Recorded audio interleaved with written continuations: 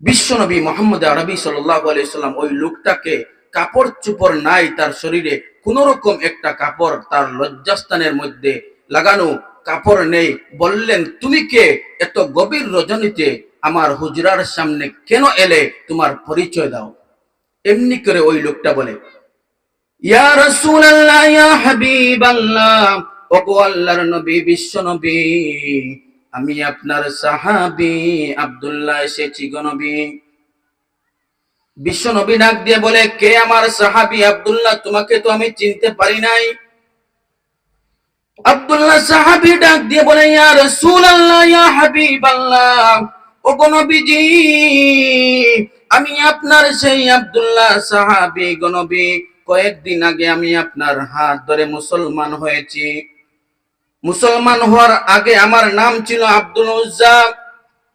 আব্দুল উজ্জা minus করে আপনি আমার নাম রেখে দিয়েছিলেন আব্দুল্লাহ গো নবী। সেই আব্দুল্লাহ আমি আপনার দরওয়াজার সামনে হাজির। বিশ্ব নবী বলে, আমার জানা মতে আমার আব্দুল্লাহ সাহাবী তো এত ধনী ফ্যামিলির একজন সন্তান। আমার আব্দুল্লাহ সাহাবীর এই করুণ অবস্থা হবে সেটা আমি বিশ্বাস করতে পারি না।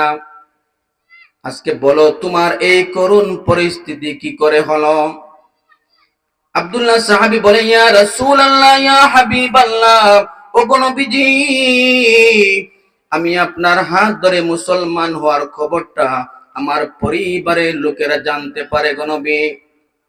আমার পরিবারের লোকেরা আমাকে এত বেশি নির্যাতন করে, বিশেষ করে আমার চাচা আমাকে নির্যাতন করে আর বলে নবী মুহাম্মদের কালিমা ছাড়তে বলে। আমার চাচা বলে, ও আব্দুল উজ্জা, তুমি নবী মুহাম্মদের কালিমা ছাড়ো। আমাকে বেত দিয়ে আঘাত করে গো নবী।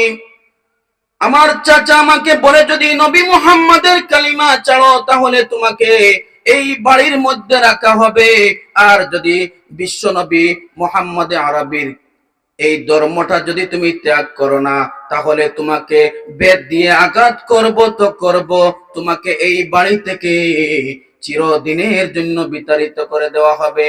এইবার বলো, তুমি নবী মুহাম্মদের কালিমা ছাড়বে কি ছাড়বে না? আব্দুল্লাহ সাহাবী বলেন, ইয়া রাসূলুল্লাহ, ইয়া হাবিবাল্লাহ, ওগো নবীজি, আমার চাচা যখন আমাকে বলে বিশ্ব নবীর কালিমা ছাড়বে কি ছাড়বে না, আমি আমার চাচার প্রশ্নের জবাবে আমি বলে দিয়েছি, বিশ্ব নবীর কালিমা যেহেতু একবার পড়ে নিয়েছি, ওই কালিমার কারণে আমি আব্দুল্লাহর যদি তামাম পৃথিবী ছেড়ে দিতে হয়, আমি আব্দুল্লাহ তামাম পৃথিবী ছেড়ে দিতে পারি, কিন্তু একটা সেকেন্ডের জন্য বিশ্ব নবীর কালিমা ছাড়তে পারি না। সুবহানাল্লাহ। বিশ্ব নবী আব্দুল্লাহ সাহাবীকে বুকের মধ্যে জড়াইয়া ধরলেন। উনার হুজরা শরীফ থেকে দুইটা চাদর এনে আব্দুল্লাহকে দান করলেন কিতাবের মধ্যে লেখে। এই কারণে আব্দুল্লাহর টাইটেল হলো জুলবাগাদাইন। আব্দুল্লাহ সাহাবীর টাইটেল হয়ে গেল।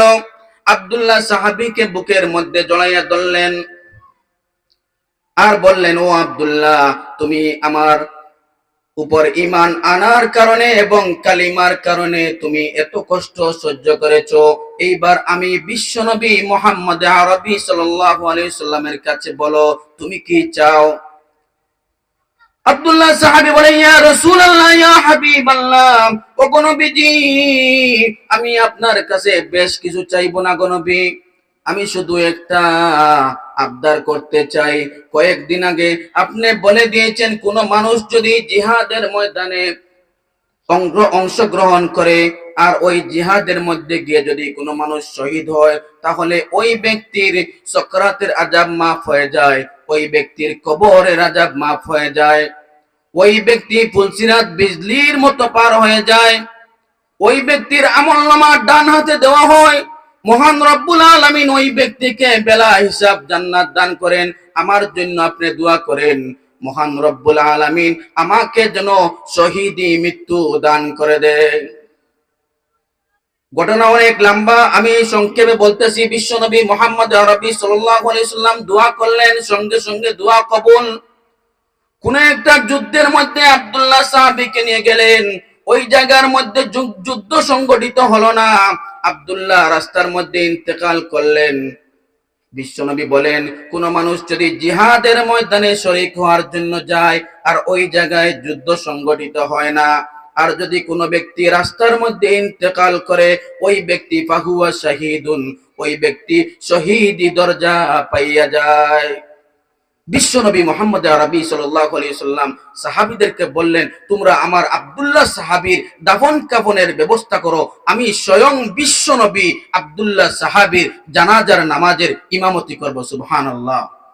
উনার দাফন কাফনের ব্যবস্থা হলো, বিশ্বনবী জানাজার নামাজের ইমামতি করলেন, আর আব্দুল্লাহ সাহাবীর কবরের মধ্যে বিশ্বনবী নেমে সাহাবীদেরকে বললেন, ও আমার সাহাবায়ে কেরামরা, তোমরা আমার আব্দুল্লাহ সাহাবীর লাশটা আমার কুলের মধ্যে দাও। বিশ্বনবী কুলের মধ্যে নিয়ে রব্বুল আলামিনের দরবারে দোয়া করেন, ওগো পরওয়ারদিগার, আজকে এমন একজন ব্যক্তিকে আপনার কাছে আমানত রাখতেছি, যিনি সাধারণ কোনো ব্যক্তি নয়, যিনি আমার অত্যন্ত মায়ার সাহাবী আব্দুল্লাহ। ওগো পরওয়ারদিগার আলম, আব্দুল্লাহ সাহাবীর প্রতি আমি বিশ্বনবী সহ আমার সকল সাহাবায়ে কেরামগণ রাজি এবং খুশি, দয়া আর মায়া করে আপনি পরওয়ারদিগার আলম ওই আব্দুল্লাহ সাহাবীর প্রতি রাজি এবং খুশি হয়ে যান। সুবহানাল্লাহ।